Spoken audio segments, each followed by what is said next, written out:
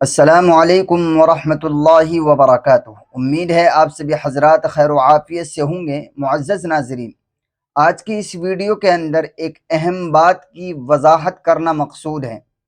بات یہ ہے، عوام الناس کے درمیان میں ایک بات مشہور ہے، ہم نے خود بھی سنی، اوروں نے بھی ہمیں بتلائی اور پوچھا بھی ہے، کافی احباب نے ہم سے اس بارے میں۔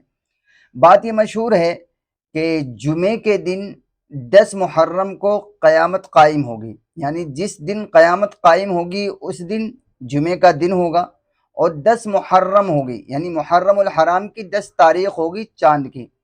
یہ بات عوام الناس کے درمیان میں مشہور ہے۔ اب بات کہاں تک صحیح ہے؟ کیا یہ دونوں باتیں کہ جمعے کے دن قیامت قائم ہوگی اور 10 محرم کو ہوگی، کیا یہ دونوں باتیں درست ہیں، یا ان میں سے کوئی ایک درست ہے، یا دونوں ہی درست نہیں؟ کیا حقیقت ہے، کیا ہے؟ چلیے دیکھتے ہیں۔ پہلے اسکرین پر آپ جو ہے حوالے دیکھ لیجئے اور ان کو چیک بھی کر لیجئے گا۔ دیکھیے، حدیث کے اندر یہ بات تو موجود ہے کہ جس دن قیامت قائم ہوگی وہ جمعے کا دن ہوگا۔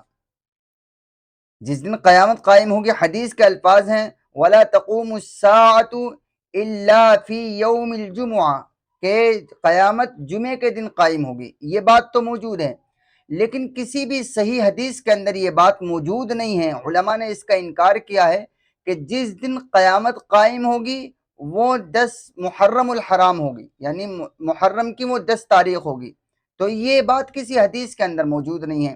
ہاں، یہ بات موجود ہے کہ جس دن قیامت قائم ہوگی جمعے کا دن ہوگا، لیکن یہ بات جو مشہور ہے عوام میں کہ 10 محرم کی تاریخ ہوگی اور قیامت قائم ہوگی، یہ غلط ہے۔